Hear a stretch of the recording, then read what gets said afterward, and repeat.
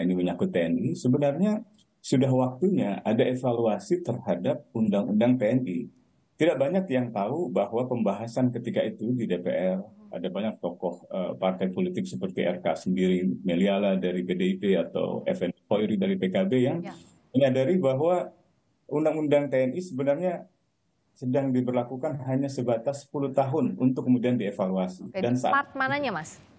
salah satunya adalah penempatan jabatan sipil oleh TNI aktif misalnya. Jadi ketika itu sebenarnya semangatnya dari TAP MPR tentang pemisahan TNI Polri dan tentang peran TNI Polri, TNI aktif tidak boleh duduk di jabatan sipil.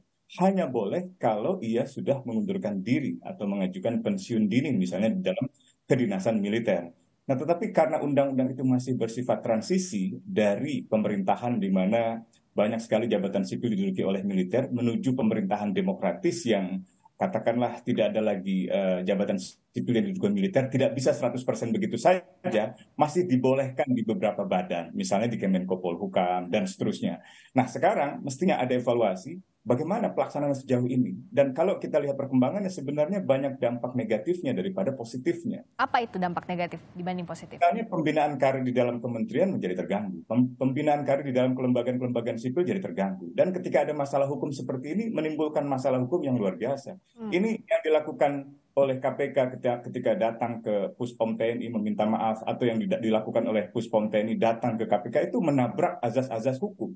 Azas hukum yang pertama adalah azas hukum yang lebih tinggi itu mengesampingkan hukum yang lebih rendah. Jadi dalam hukum yang lebih tinggi, setiap warga negara, segala warga negara, ya, termasuk TNI dalam Sabta Marganya itu mengakui kami warga negara, itu bersamaan kedudukannya di hadapan hukum. Gitu.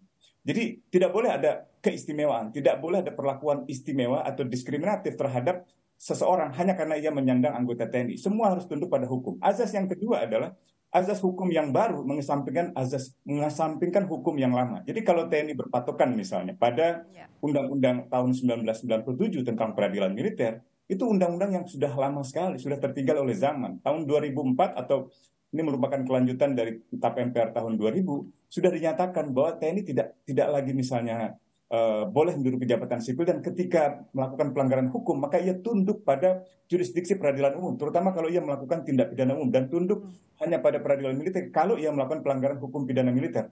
Dalam kasus yang sekarang sebenarnya bukan tindak pidana umum dan juga bukan tindak pidana militer, karena tugas militer tidak ada urusannya dengan korupsi, bukan kepentingan militer. Yang terjadi sekarang adalah tindak pidana khusus. Karena tindak pidana khusus, maka warga sipil, warga berstatus polisi atau berstatus TNI, sama-sama harus tunduk pada undang-undang yang khusus, pada penanganan hukum yang khusus, yaitu melalui KPK. Wewenang penyelidikan, wewenang penyidikan, wewenang penuntutan dalam kasus tindak pidana khusus korupsi ada pada KPK. Peradilannya bukan peradilan militer, bukan peradilan umum, tetapi peradilan khusus, yaitu peradilan tindak pidana khusus.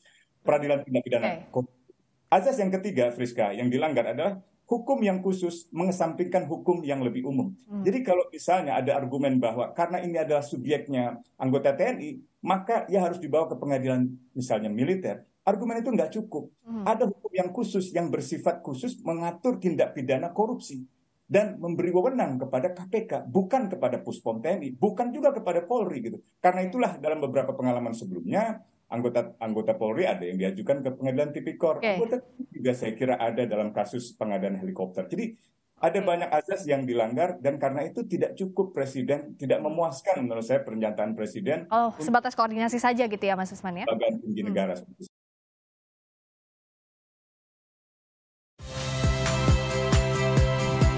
Saya Cynthia Rompas. Saksikan program-program Kompas TV melalui siaran digital, pay TV, dan media streaming lainnya. Kompas TV, independen, terpercaya.